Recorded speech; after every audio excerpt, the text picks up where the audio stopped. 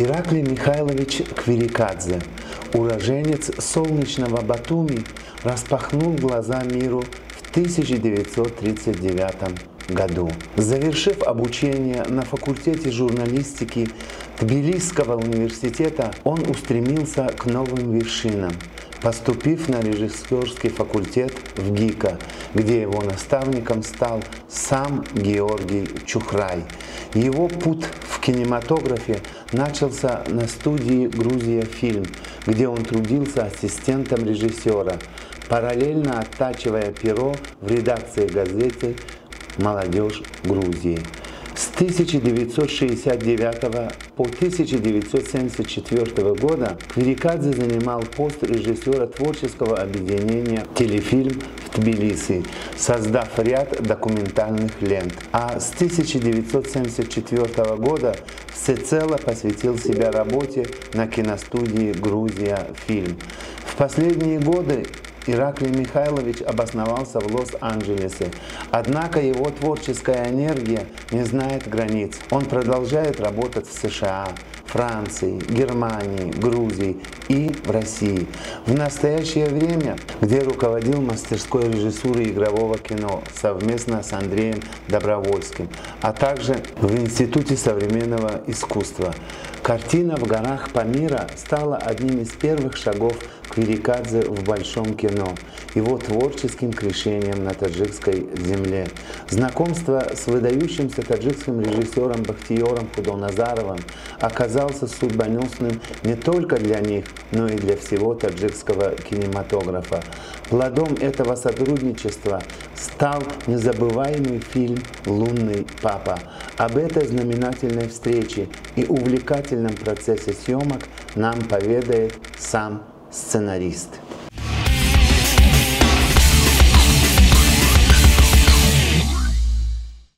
Здравствуйте. Я рад, что вы меня назвали большим другом таджикского кино, потому что я, наверное, даже что-то и сделал такое, не просто от души, а сделал руками, написал сценарий, который назывался «Лунный папа». И сценарий этот, как, наверное, многие знают здесь и вообще в мире, снимал фантастически совершенно талантливый режиссер Бахтиер Худайназаров. Его нету сегодня. И это большая рана. Мне кажется, и для нации, и для меня, как его большого друга. Мы были соавторы. Я написал сценарий, он снял фильм.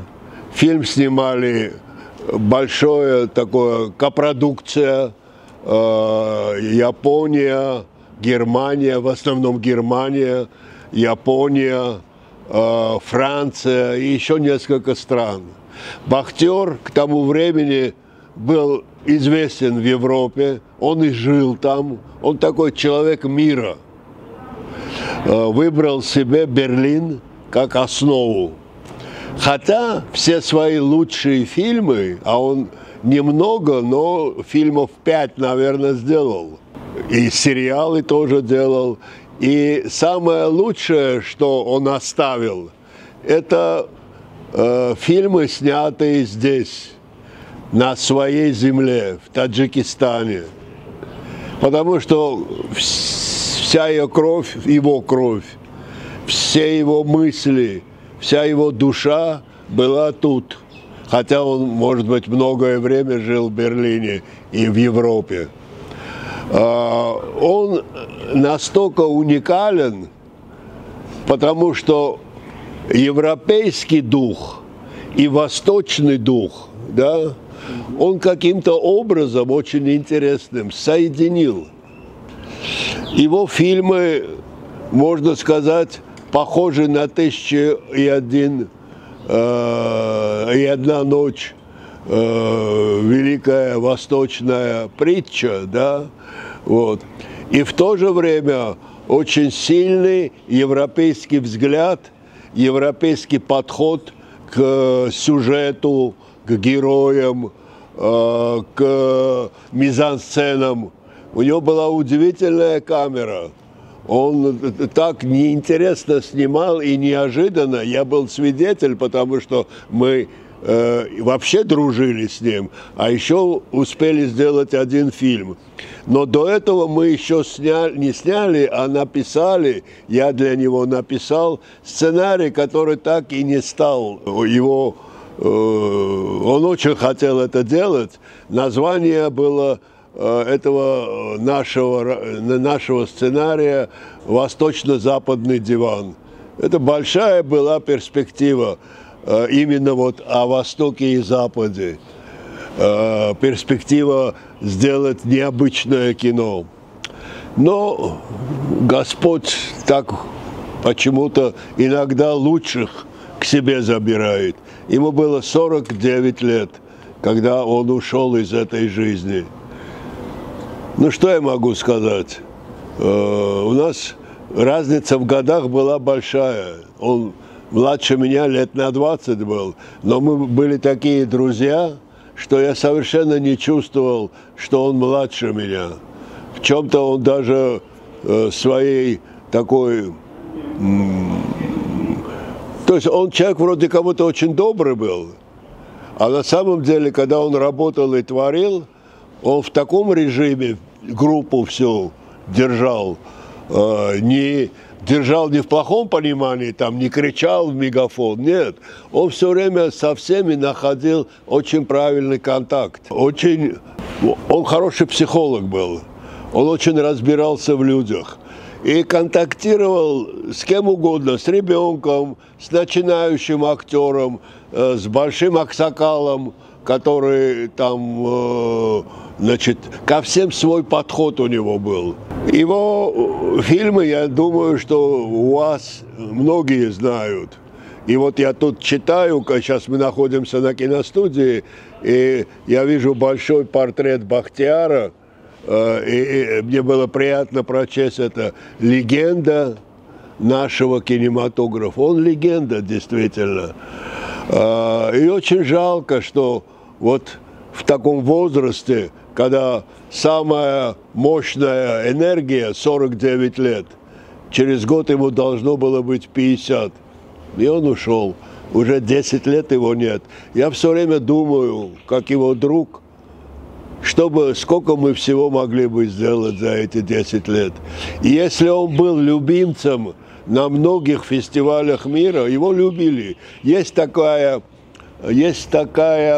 как это сказать, такое количество режиссеров, которых фестивали любят. Это особые люди. Тот же Кустурица, например, да, как пример. Вот к числу таких людей, европейских мастеров, восточных, азиатских, там, персидских, есть имена выборочные, которые каждый фестиваль за честь считает, что его надо фильм пригласить. Или даже если у него нет фильма, его как гостя почетного. Вот в таком числе становился Бахтияр Худойназаров. Например, «Лунный папа» открыл Венецианский фестиваль. Я уже не помню, какой это был год. Это был, по-моему, конец 90-х. Да, там то 98-й, 99-й, вот так примерно. Вот. Потом эта картина на «Оскар» была выставлена. Да, «Оскара» он не получил. Это не так легко. Но все равно она была номинирована, да. Вот. Поэтому вот за такой короткий срок жизни он очень многое сделал. Что делать? Надо радоваться, что такого художника имеет ваша нация. И радуется мне, потому что мне повезло, я был его другом. Как произошло ваше знакомство с Таджикистаном и с таджикским кинематографом? В вашей фильмографии значится фильм «В горах Памира». Да. Было такое очень давно, по-моему, я не знаю, то ли уже учился в Авгеке, то ли еще не, это 60-е годы. Вот. Мне много лет, кстати, очень. Мне 87-й пошел. Вот. Поэтому это начало 60-х было, по-моему. И была экспедиция на Памир от грузинского альпийского клуба.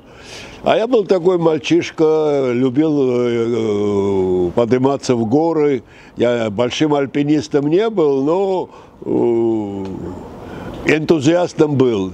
И сопровождал грузинских альпинистов высокого класса.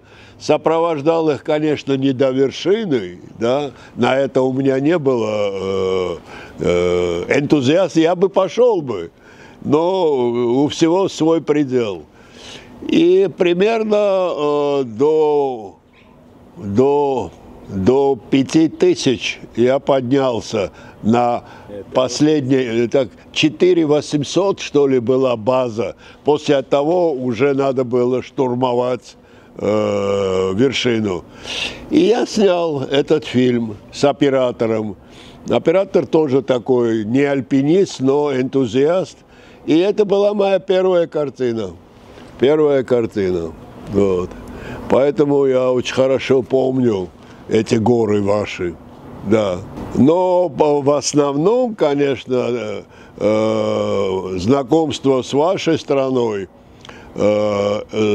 благодаря Бахтияру, мы встретились в Берлине с ним. Я его не знал. Я вижу, что-то я слышал о нем.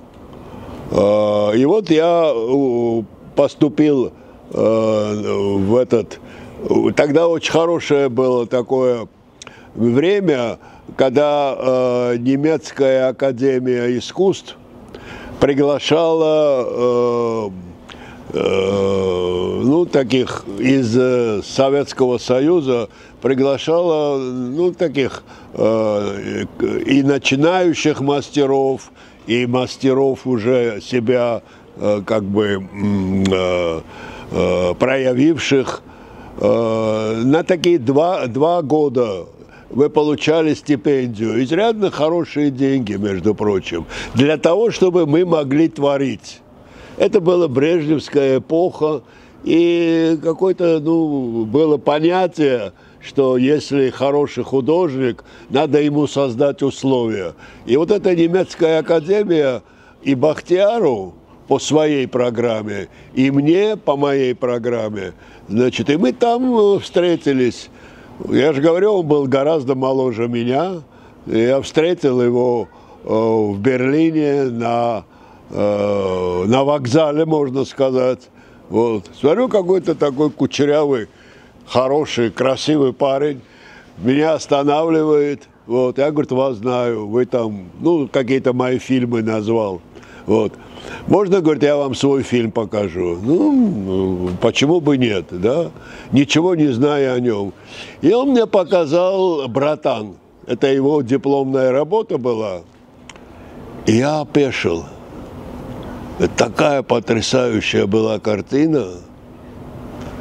И через какое-то время он мне говорит, вот у меня есть продюсер, Баумгартнер его звать.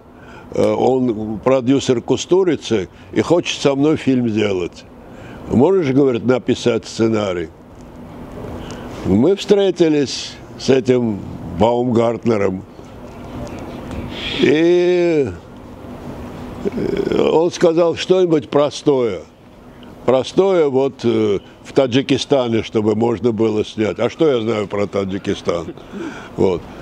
В горах один раз был. А так быть ничего. Я взял одну мою старую грузинскую историю, которая в моем детстве, можно сказать в детстве, произошла в маленьком провинциальном городке, где мои дедушка и бабушка жили. Там девочка забеременела, и началась битва там, кто отец, что. Да. И я когда написал это на 2-3 страницах, только я поменял имена, вплоть до того, что эти имена я искал, был справочник Союза кинематографистов СССР, и там был раздел таджикский, я брал оттуда имя, фамилию. Но Я при этом никого не обманывал, потому что у меня убежденность была, что восточный мир, особенно провинциальный мир, грузинский, армянский, азербайджанский, среднеазиатский, таджикский, этот самый. Конечно, у всех есть своя собственная, как бы, национальная, но вообще-то вот этот Восток и это Юг, он делает особенно провинциальных людей, ну, похожими в чем-то. Например, история того, что у нормального, хорошего человека дочка вдруг неожиданно забеременела, превращается в трагедию здесь и в Грузии тоже. В Норвегии, например, там или где-то в этом самом, я не знаю, какой там мог бы быть скандал, но не был бы на уровне, что делать, что с нашей дочкой узнают. Это же позор для всех в деревне, а у нее живот растет. Да? Отсюда рождается трагикокомедия. И я эту историю написал, Бахтик ее прочел. Этот Баумгартнер тоже оказалось очень так хорошо принял. И я начал писать этот сценарий. Месяца 2, наверное, я писал его. Бахтик приходил, читал, какие-то свои давал хорошие замечания, я их выполнял, почти что все. В общем, получился хороший труд такой. И Баумгартнер, у него была проблема, потому что он до этого снял фильм «Кустурицы», не снял, а финансировал. Фильм получил золотую пальмовую ветвь в Каннах, «Андеграунд». А проката не имел, очень плохой прокат. Почему? Не потому, что фильм «Кустурица» был плохой, а было время плохое. Это было время, когда война в Югославии была главной темой в течение целых год с лишним. Война, война, война, война, война. Вот. И людям надоело это. И Кустурица, когда снял этот хороший фильм, который получил даже золотую пальмовую ветвь, залы не хотели, это про войну в Югославию, вот такое отношение было. И Баумгартнер потерял очень много денег, продюсер.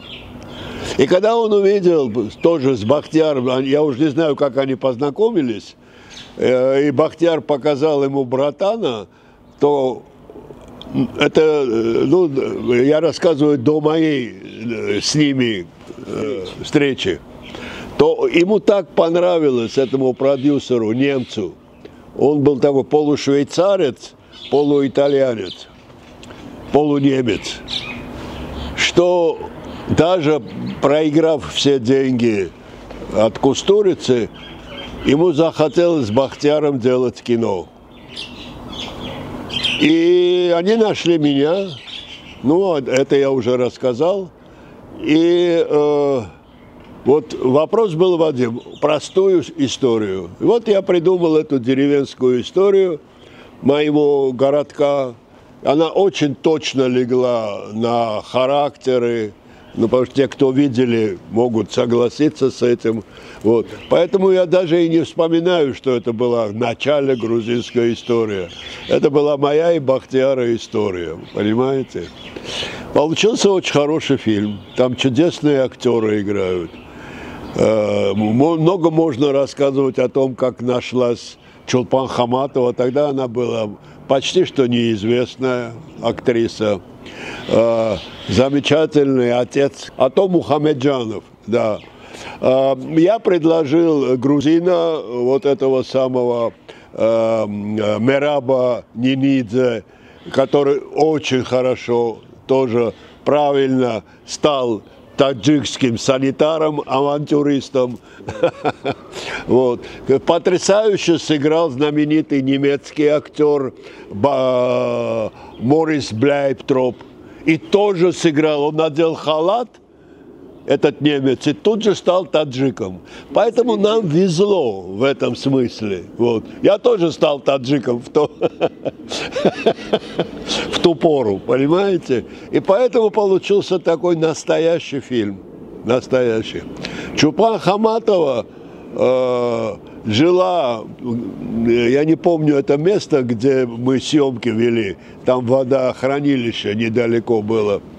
Вот. Но она приезжала из Москвы, потому что она в театре работала, и ей часто приходилось на спектакли. Такая светская, красивая. Тут же снимала с себя все и одевала шлепанцы, и сделали ей эти самые косички. Вот.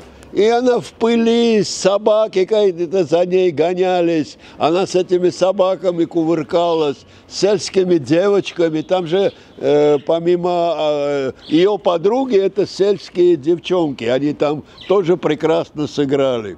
В общем, бывают фильмы, когда все хорошо складывается. Вот этот фильм хорошо сложился во всех смыслах.